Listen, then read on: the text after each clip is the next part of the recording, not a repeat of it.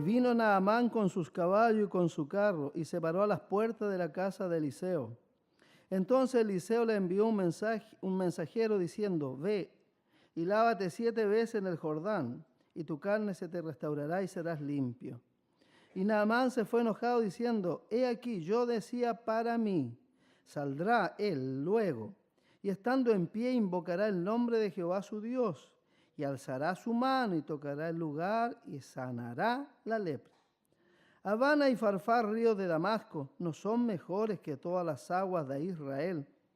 Si me lavare en ellos, ¿no seré también limpio? Y se volvió y se fue enojado. Mas sus criados se le acercaron y le hablaron diciendo: Padre mío, si el profeta te mandare alguna gran cosa, ¿no la harías? ¿Cuánto más diciéndote: lávate y serás limpio? Él entonces descendió y se zambulló 7 veces en el Jordán, conforme a la palabra del varón de Dios. Y su carne se volvió como la carne de un niño y quedó limpio. Y volvió el varón de Dios, él y toda su compañía, y se puso delante de él y dijo: He aquí ahora conozco que no hay Dios en toda la tierra, sino en Israel. Te ruego que recibas algún presente de tu siervo. Mas él dijo: Vive Jehová, en cuya presencia estoy, que no lo aceptaré. Y le instaba que aceptara alguna cosa, pero él no quiso. Entonces Naamán dijo: Te ruego pues, de esta tierra no se dará a tu siervo la carga de un par de mulas, porque de aquí en adelante tu siervo no sacrificará holocausto ni ofrecerá sacrificio a otros dioses, sino a Jehová. En esto perdone Jehová a tu siervo, que cuando mi señor el rey entrare en el templo de Rimón para adorar en él y se apoyare sobre mi brazo, si yo también me inclinare en el templo de Rimón, cuando haga tal, Jehová perdone en esto a tu siervo. Y él dijo: Ve en paz. Se fue pues y caminó como media legua de tierra. Que el Señor añada bendición a la lectura de su palabra en nuestros corazones. No importa si fue hace miles de años, o es hace cientos de años, o es ahora, o será mañana, o será en cientos de años más adelante. Dios es el mismo y obra de acuerdo a lo que Él en su infinita sabiduría ha establecido. Sin duda, los milagros, como lo hemos estudiado, y las sanidades son parte del reino mesiánico. No solo desde que vino Jesús, sino antes ya. Pero con la venida del Señor se hicieron más masivos y más recurrentes, porque el Señor con su muerte en la cruz del Calvario abrió la puerta de par en par, no solo de la salvación del alma, sino también de los milagros y de las sanidades. Miren lo que dice el apóstol Pedro en 1 de Pedro capítulo 2, verso 24. ¿Quién llevó él mismo nuestros pecados en su cuerpo sobre el madero, para que nosotros, estando muertos a los pecados, vivamos a la justicia, y por cuya herida fuisteis sanados? Pasado, fuiste sanado, porque la obra fue consumada hace 2000 años pasados. Nosotros solamente la consecuencia de esa obra todopoderosa hecha en la cruz, la que recibimos hoy como salvación, como sanidad, como milagro. Por eso el apóstol habla en términos pasados. Todos los milagros, al igual que la salvación, responden a la fe en Jesucristo y su obra terminada, consumada en la cruz del Calvario. Pero esa fe, amada iglesia, uno se preguntará: pero yo tengo fe y no pasa nada. He orado años y aquí estoy. Nuestra fe debe ser genuina. Bueno, hay varias razones porque a veces no somos sanados de inmediato, o no somos sanados, como dijo Pablo, es porque hay un propósito mayor. Pero la gran mayoría de las veces Dios quiere actuar en nuestra vida y actúa necesariamente por la fe. La fe, pero la fe genuina. No solamente esa fe que está internalizada en la mente, sino que debe llegar a lo profundo de nuestro corazón y nuestra vida. Una fe genuina. Y eso es lo que habla este pasaje. Las características de esa fe genuina, amada iglesia. Y es lo que nosotros a lo mejor hoy día Dios te va a responder por la palabra. Y a lo mejor al irte de aquí vas a irte sano, vas a irte libre, vas a irte no solo sano, a lo mejor tú no tienes ninguna enfermedad en la carne, pero a lo mejor tu alma, tu espíritu tu mente, tu corazón está herido, está enfermo y debe ser restaurado, debe ser sanado. Y lo único que lo puede sanar es Cristo, el Señor. Aleluya. Mire, primero tiene que ser una fe pura, una fe libre de contaminación, de cualquier tipo de superstición. Nuestra fe debe estar puesta en Cristo y en este crucificado. No hay nada más. Ni la iglesia, ni el pastor, ni en el milagrero, ni el evangelista, nada. Solo en el Señor Jesucristo. Naamán, como nos enseña la palabra, era un general del ejército sirio. Era un hombre valiente, mano derecha a su rey. Siria, sabemos que era el enemigo natural y recurrente de Israel. Y en una de sus guerras, ¿no es cierto?, de intervenciones militares o de guerrilleros, dice la palabra de Dios, llevaron a una muchacha cautiva israelita a una casa y fue esas consecuencias, ¿no es cierto?, comenzó a trabajar en la casa de este general. El general, como sabemos, a pesar de su posición social, de su reputación, de sus triunfos, de sus logros, tenía una condición penosa. Estaba enfermo, pero no de cualquier enfermedad. Era una enfermedad degenerativa, una enfermedad a la vista de los seres humanos un poco repugnante. Y al pensamiento judío de la época era una situación de una inmundicia, porque así era tratada la lepra. Él era leproso. Tremendo, hermano. Entonces, cuando llegaba a la casa de su oficina, de las guerras, de estar con el rey, llegaba a su realidad. Al sacarse la ropa, al mirarse en el espejo, al lavarse las manos, el rostro, la cara, al tocarse, sabía que esa condición le estaba matando, por supuesto, pero también le estaba denigrando como ser humano. Por lo tanto, esta muchacha, dice la Sagrada Escritura, que le habló a su ama, no a él, y le dijo si le dijera a su esposo que vaya a Israel y hablara con el profeta, en este caso el profeta Eliseo, y le dijera que lo sane, estoy seguro, el profeta le sanaría. No tardó mucho, la esposa le dijo, ¿no es cierto? Sabemos el relato. Y Naamán creyó, ¿no es cierto? De inmediato parece, así lo muestra el relato, la Escritura. Pidió orden a su rey, pidió carta, salvoconducto, etcétera, para ir hasta el rey de Israel en Samaria, allí, y las presentó ante el rey. De inmediato fue derivado al profeta, ¿no es cierto? Pero él llevaba en su corazón, porque él era un pagano, hermano, entendámoslo, él no era un israelita, él no sabía de las leyes. Por lo tanto, en su mente habían supersticiones, ¿no es cierto? Habían maneras de acercarse a Dios, me estoy hablando cuando hablo de Dios para él, sus dioses, por supuesto, Rimón en este caso. Habían maneras, formas de acercarse a ese Dios. No podía llegar una persona y decirle, sáname. Había una serie de ritos que había que cumplir. Por lo tanto, su fe, si él iba a ser sanado por el Señor, su fe tenía que ser refinada, tenía que ser purificada, liberada, limpiada de toda clase de superstición humana. ¿No es cierto? Llevaba riquezas como para pagar, ¿no es cierto?, al profeta, ¿no es cierto?, dinero por la sanidad. Pensaba, ¿no es cierto?, que el profeta iba a salir y iba a invocar de una manera especial a Jehová, a su Dios. Iba a levantar las manos al cielo, iba a hacer un ritual, luego iba a extender, iba a indicar dónde estaba la lepra, le iba a tocar. Usted dirá, pero los ungimientos son bíblicos. Por supuesto que lo son. El Señor había establecido sacrificio en el antiguo pacto, claro, también, pero solo son símbolos, nada más. Dios actúa a la fe sincera, sencilla, que está puesta en el Señor, nada más. Los demás pueden ser medios, claro, que activan, que provocan en nosotros un despertar de nuestra fe, que muchas veces está como adormecida ahí.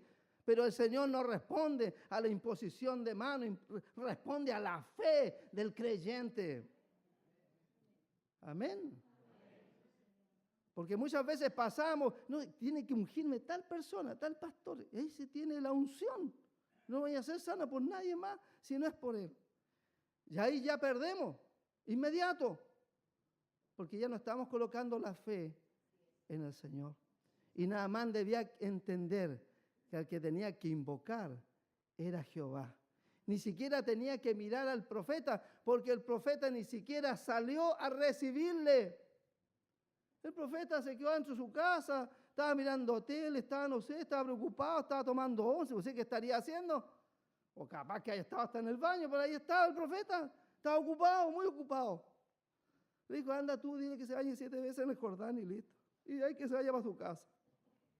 Simple y sencillo, ¿no es cierto? Y él, ¿qué pasó con él? Se ofendió. Por lo tanto, Naamán debía aprender que tenía que invocar solo a Jehová. Esa era la enseñanza que estaba dándole el profeta. Eliseo era experto en dar enseñanza. Si usted ve su vida, le da enseñanza a los reyes de ciertas maneras y formas. Ahora está enseñando a Naamán. ¿Y Naamán llegó a conocer a ese Dios? Sí. ¿No es cierto? ¿Qué dijo al final de su viaje? Ahora conozco. Ahora conozco. ¿No es cierto? Que no hay Dios en toda la tierra sino en Israel, el verso 15. Entonces antes, claro, creyó, pero aún su fe estaba en bruto. Su fe estaba sucia. No era ese oro refinado, puro. Estaba lleno de escoria y de otros materiales que tenían que salir para que esa fe pura llegue al trono del Señor. Pero al final de su viaje, lo más importante no solo es la sanidad, lo más importante es que él conoce al Dios de Israel y que entiende que no hay ni un otro Dios, sino solo el Señor de Israel. No hay más.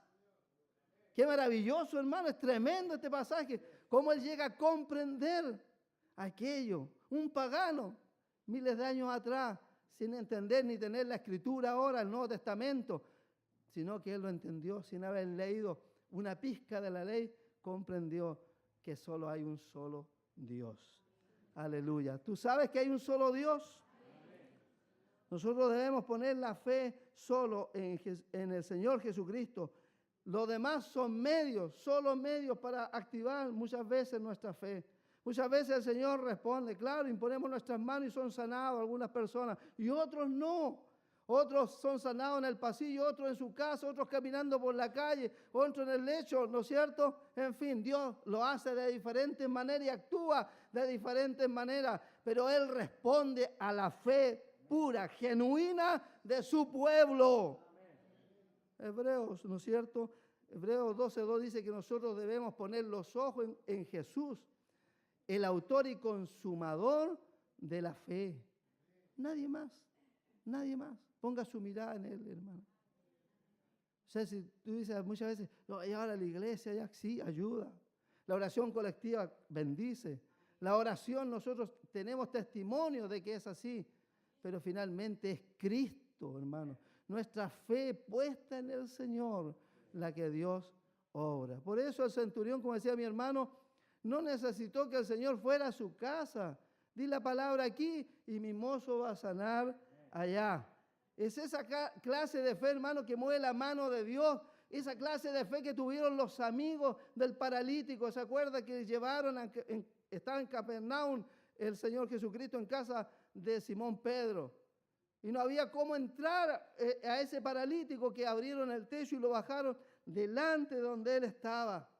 Pero la palabra de Dios dice que el Señor no se inmutó, claro, sintió seguramente bondad y misericordia por el pobre ser humano, pero el Señor está en control de todo. Para Él es lo mismo la vida que la muerte.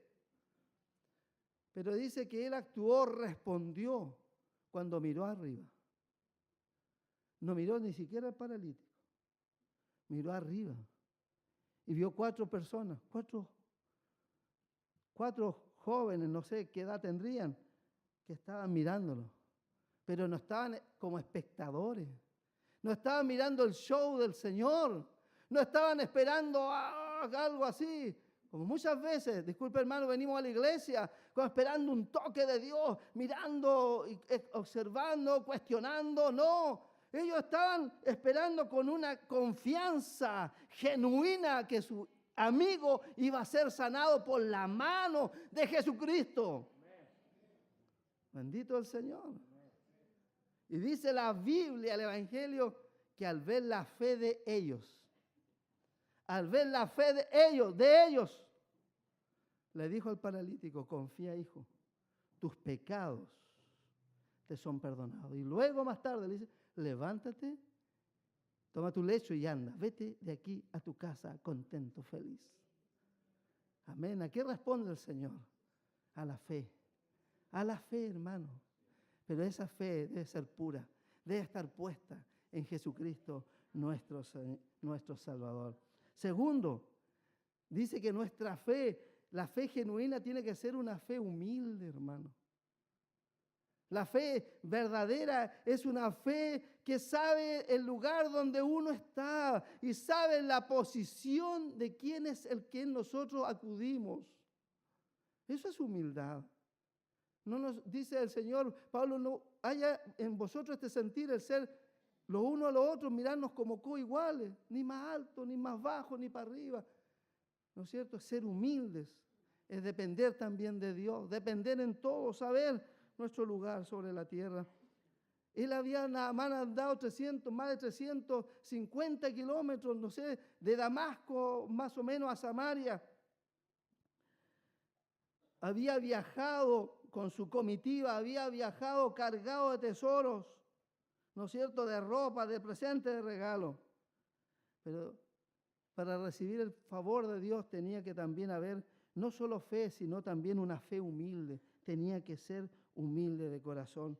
Y esa es la otra lección que le está dando Eliseo. ¿Sabe? Porque no importaba, ¿no es cierto?, cuántas medallas hubiesen colgadas en su cuello o cuántas batallas había ganado, tampoco importaba su posición social. Finalmente, él era un leproso. Nada más. Todo lo demás se terminaba. En cualquier minuto el rey le decía, ya prescindo de tu servicio, mira, retírate. Podía perder el dinero, podía perder el favor del rey, en fin. Pero continuaba el ser humano, ¿no es cierto? Y era un leproso. Podía haber triunfado una tremenda batalla, haber recibido los vítores de sus soldados, ¿no es cierto? Pero al llegar a la casa y al sacarse la chaqueta, el traje, la charratela, ¿quién quedaba? No el ser humano. ¿Y qué es lo que era este ser humano? Nada más que un leproso. Y ante los ojos de los judíos, de los israelitas, era un inmundo. Cuando no se realizó como él esperaba el milagro, apareció su orgullo. Su orgullo inmediato. ¿No es cierto? Ya se olvidó de que él era un leproso. Y se enojó, se indignó. Cuando el profeta manda a su criado y dice, ve y lávate 7 veces en el Jordán y serás limpio de tu lepra. Yo pensaba que él iba a salir. ¿Cómo se atreve? No sabe quién soy yo. Hay un chiste así, ¿no? Ya se me quedan dormidos en la iglesia. De inmediato apareció el orgullo. ¿Qué se ha imaginado, Eliseo? No sabe con quién está tratando. Yo, Naamán, brazo derecho del rey de Siria, yo he ganado batallas, he peleado, soy bien considerado, soy amado del rey. ¿Qué se ha creído? Y más encima mandó a su criado, ni siquiera salió él a recibirme, ni un grado de deferencia conmigo. Y más encima me manda a bañarme a ese río de barro, el Jordán, ese riachuelo.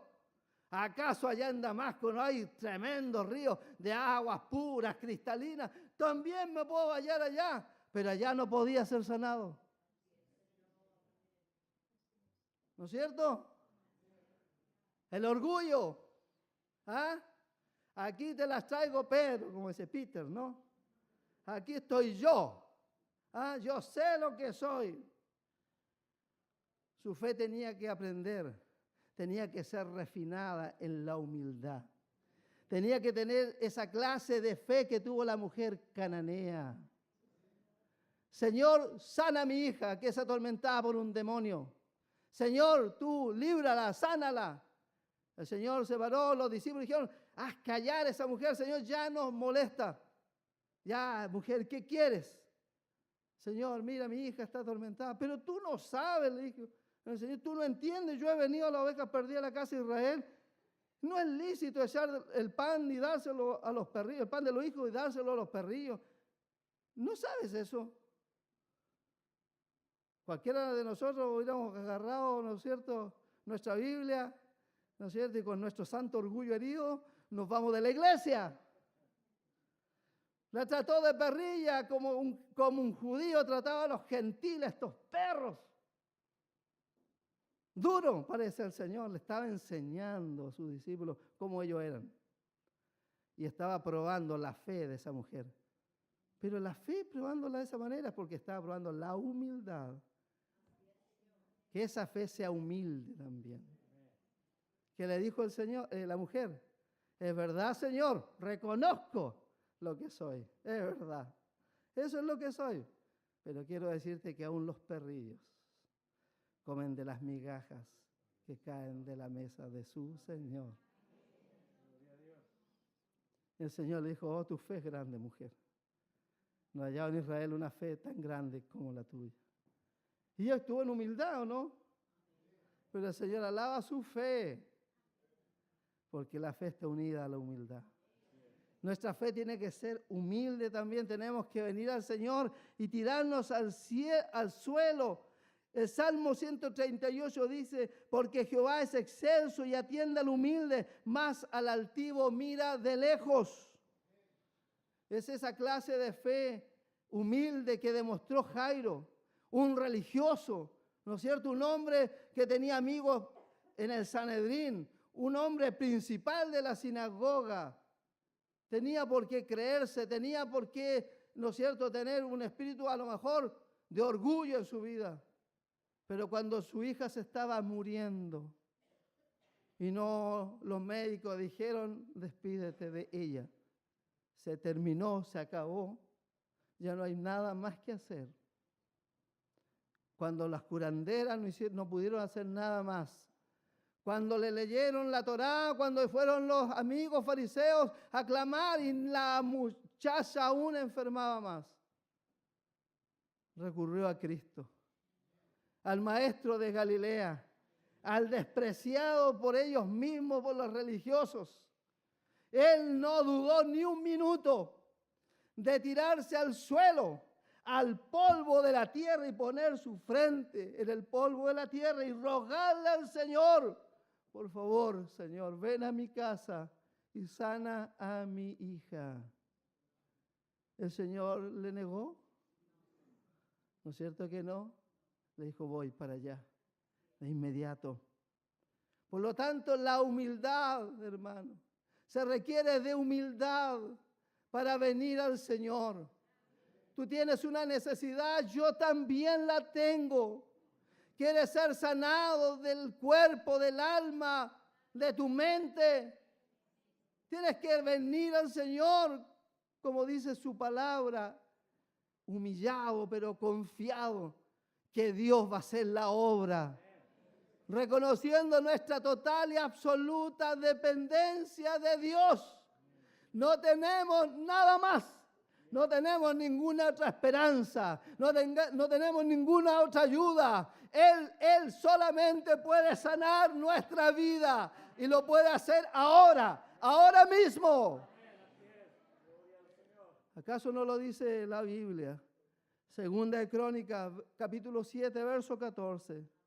Si se humillare mi pueblo, si se humillare mi pueblo, una vez más, si se humillare mi pueblo, sobre el cual mi nombre es invocado, y oraren y buscaren mi rostro, y se convirtieren de sus malos caminos, entonces yo oiré desde los cielos, y perdonaré sus pecados, y sanaré su tierra. Aleluya. ¿Cuántos tienen necesidades aquí? El camino es ese. Una fe puesta en el Señor. Una fe humilde. ¿No es cierto? Humillados ante la poderosa mano del Señor. Él obrará, Él responderá. Y si Naamán iba a ser sanado, debía actuar de la misma manera. Así lo hizo. Mire el ejemplo que nos da él. Escuchó a su siervo. Era general, ¿qué me están hablando? Déjenme.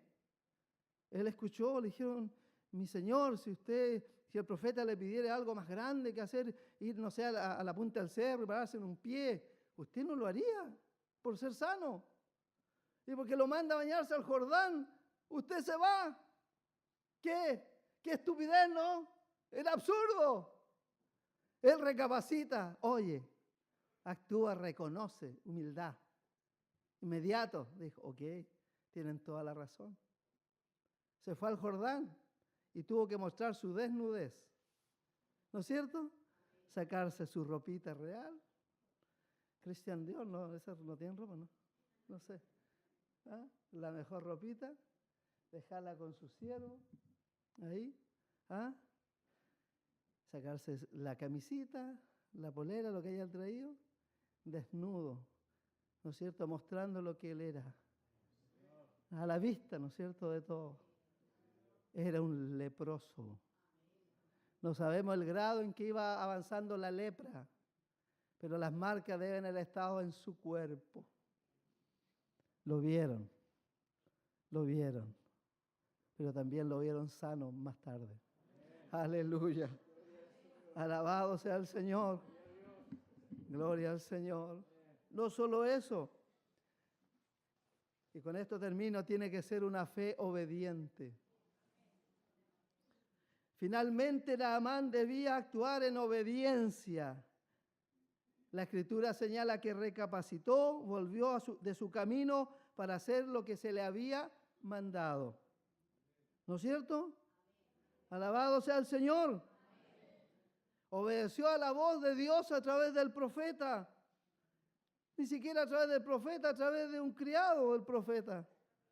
Capaz que ni lo haya dicho Eliseo. Pero creyó. Porque el que busca, halla. Y al que llama, se le abre. ¿No es cierto? Dice la Biblia. ¿No es cierto? Se despojó de su ropita, quedó al desnudo, mostrando lo que él era y lo que había provocado la enfermedad en él. Porque el pecado, hermano, si este es símbolo del pecado, el pecado destruye, deja marca, hermano. A veces marcas de amargura, marcas de tristeza, marcas en nuestra alma, en nuestra vida, en nuestro ser. Y eso el Señor quiere también sanarnos. Sanarnos. Para Él no hay nada imposible. Y allí Él obedeció. No se metió una vez, otra vez. ¿No es cierto? 3, 4, 5, 6, 7 veces. ¿Qué quería enseñarle el Señor? Que cuando el Señor nos pide algo, nuestra obediencia tiene que ser absoluta. Tú puedes hacerlo una vez y el Señor te pidió 3, fallaste. Tienes que hacer lo que te manda el Señor de manera perfecta. Tú dirás, ¿será difícil? No. El Señor da poder y fuerza a aquel que cree. Por lo tanto, nosotros debemos obedecer al Señor. Pero debemos tener claro que no es la obediencia antes que la fe. La fe precede a la obediencia. La fe es la que nos hace obedecer. Porque como el cuerpo sin espíritu está muerto, así también la fe sin obra es muerta. La verdadera fe es aquella que produce obras. La fe genuina es la que produce obras, la que nos hace levantarnos en medio de las carencias, en medio de las enfermedades, en medio del dolor muchas veces, y mirar al Señor y seguir adelante. ¿No es cierto? La verdadera fe, la que nos tiene como roca firme en medio de los temporales más fuertes que pueden arreciar en la vida. A veces como que nos quebraremos, otras veces nos moveremos, Pero la fe en el Señor Jesucristo y en su obra consumada en la cruz nos mantendrá firme, hermano. Y caminaremos y haremos lo que Él nos manda. Y Dios manifestará su gloria en nuestra vida. Porque muchas veces pueden darse todas las características, todas las circunstancias para que Dios haga el milagro. Y muchas veces no se hace porque en algo fallamos. Hay veces que Dios quiere sanarnos. Y a lo mejor está la fe para ser sanados, pero a veces nos pide algo el Señor y nosotros no lo hacemos. Es esa clase de fe que tuvo el ciego que el Señor mandó a lavar al estanque de Siloé, echó barro en su ojo. Ese ciego ni siquiera conocía al Señor, no lo había ni oído hablar quién era Cristo. Llegó un desconocido, bueno, no lo vio, pero era un desconocido que se le acercó, hizo barro, lo puso en sus ojos y dijo: anda a lavarte al estanque de Siloé y recibirás la vista. Él no dijo: bueno, ya, pero no puede ser aquí, tráigame agüita. Tráigame agüita allá, ¿cómo voy a ir? Si estoy ciego, no sé dónde ir. Dice que él fue. Se lavó los ojos. ¿No es cierto? No sé cuántos metros estaría, cuántos kilómetros del estanque, a lo mejor unos cientos de metros. Que iría pensando para allá. A lo mejor le dijo: oye, Jacob, ayúdame. Su primo que andaba con él cuando pedía limosna. Se llamaba Jacob. Entonces dijo: Jacob, acompáñame al estanque Siloé. Y dije: ¿a dónde? Al estanque Siloé. ¿Y aquí? Voy a lavar la cara. ¿Y por qué? Es que uno que hizo barro me untó los ojos y me dijo: si yo iba para allá y me lavaba los ojos con esa agüita, iba a sanar, mis ojos iban a ver. Y yo le creí. Aleluya. Aleluya. Bendito sea el Señor. Yo le creí. ¿Acaso Dios no honró su fe? ¿Acaso no vio? Claro que vio su caso, hasta lo vio el máximo tribunal de Israel, de Jerusalén, fue hasta el Sanedrín, fue la CNN, fue 24 horas, fue toda la cuarta, la tercera de la hora, todas las últimas noticias, todos fueron a ver al ciego del estanque. ¿Y cómo recibiste la vista? Le preguntaron. No, un hombre me dijo nomás, un hombre me echó barro y me dijo: anda a lavarte al estanque y vas a recibir la vista. Y yo le creí. ¿Y quién era ese hombre? No tengo idea, no sé, pues si soy ciego, no lo vi, ni nadie me dijo cómo se llamaba. ¿Y usted fue? Sí, bueno, sí fue. Aleluya. Y ahora veo. Y yo nací ciego. Nunca había visto nada. Y ahora veo, estoy sano. Aleluya. Después lo conoció, ¿se acuerdan? El Señor reconoció que Él era el Mesías. Alabado sea el nombre de Dios. Esa clase de fe que tuvo el hombre de la mano seca. ¿No es cierto? En una cierta sinagoga había un hombre de la mano seca y lo llevaron los judíos para probar al Señor, para ver si hacía milagro en sábado. Y el Señor sabía todo lo que pasaba. Y le dijo: ya, el hombre de la mano seca, ya está mi hermano Juan Pablo. Hermano Marcos, mejor dijo. Pasa acá, hombre de la mano seca. Ponte adelante aquí. El hombre de la mano seca ya pasó adelante. Extiende tu mano. Extiéndela. Y la mano estaba sana.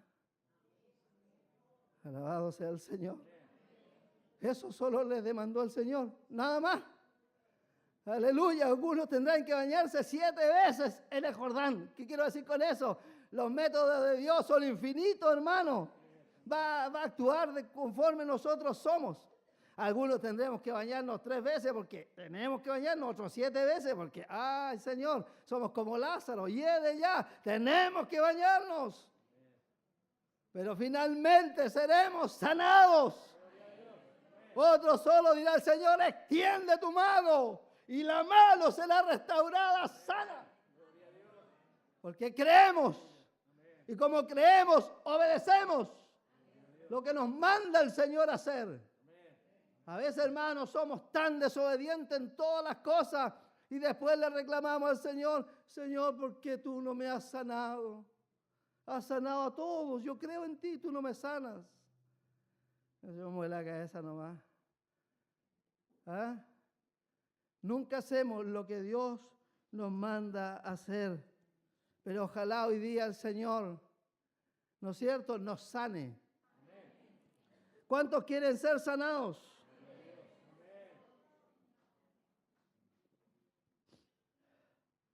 En ciertas ocasiones, el apóstol Pedro, ¿no es cierto?, estaba en una reunión y vio que había un hombre cojo. Y le dijo al hombre, ponte en pie, derecho sobre tus pies. Él podría haber dicho, no, pues si soy cojo, no sabes que soy paralítico, ¿cómo me voy a poner de pie? Pero él creyó y obedeció a la voz de Dios y fue sanado de inmediato. Y cuando Dios lo hace bien. ¿Amén? La Biblia enseña que el hacer la voluntad de Dios debe ser un deleite para todo creyente. ¿No es cierto? Pablo dice a los corintios, ni la circuncisión ni la incircuncisión valen nada, sino el hacer la voluntad de Dios. Hacer lo que Dios nos manda hacer.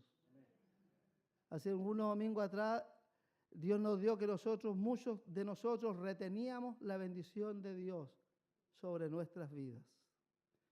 Yo sigo insistiendo en eso. Muchos de nosotros retenemos la bendición de Dios sobre nuestra vida porque no creemos genuinamente en el Señor.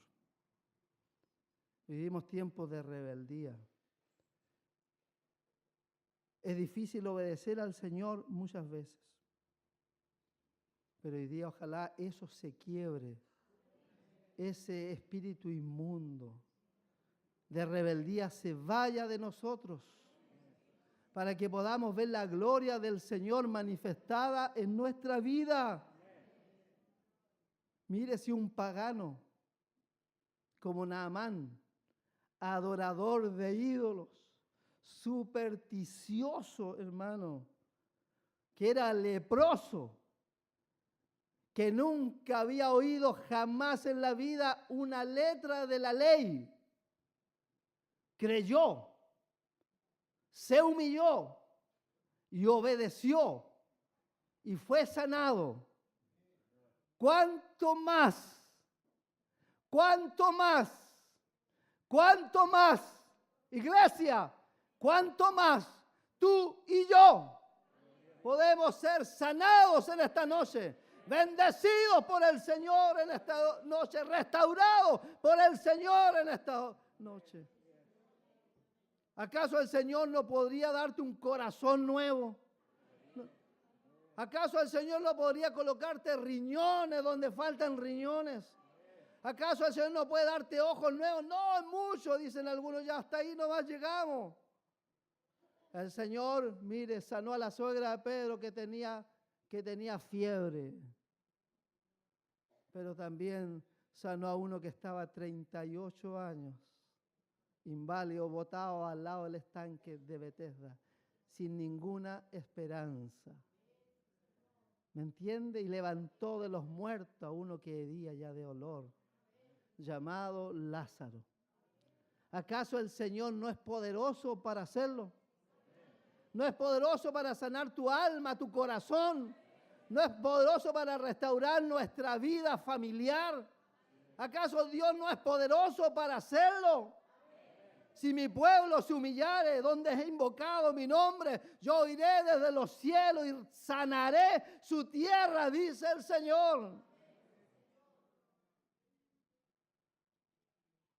Por lo tanto, si Naamán iba a ser sanado, tenía que despojarse de toda rebeldía, obedecer la palabra de Dios. La fe verdadera obedece a lo que Dios nos manda hacer, especialmente a su palabra. ¿Sabe? Nuestra fe y tu fe será honrada en la medida también de nuestra obediencia al Señor. He orado por esta noche. He clamado a Dios para que Dios haga milagros. Estoy orando al Señor todas las veces, haz milagros.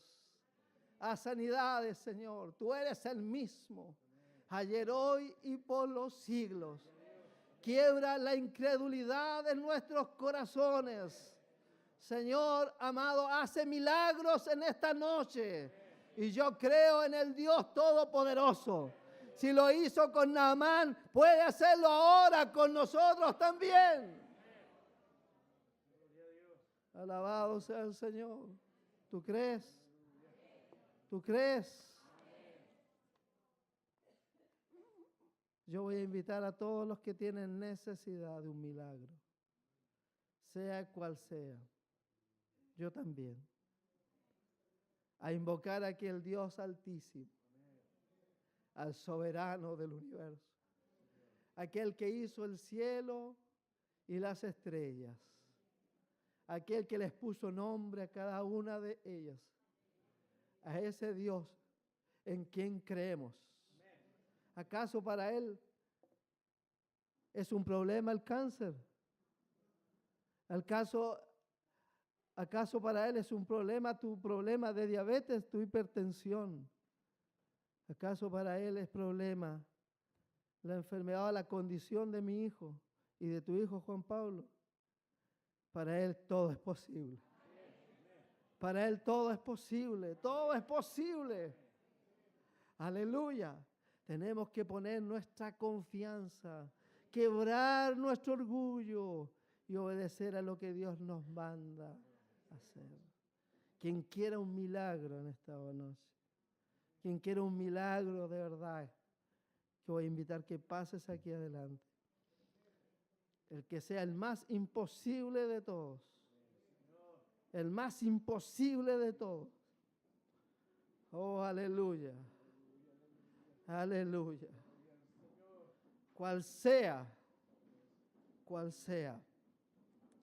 Dios lo va a hacer. Dios lo va a hacer. Aleluya. Aleluya. Aleluya. Aleluya. Aleluya. Aleluya. Aleluya. Aleluya. Aleluya. Oh Señor, que sea una noche de sanidad, una noche de milagro. Oh Altísimo, hazlo Dios. Gloria al Rey. Aleluya. Aleluya. Aleluya. Gloria. Gloria a tu nombre. Santo eres, Señor. Santo es tu nombre, Señor. Aleluya.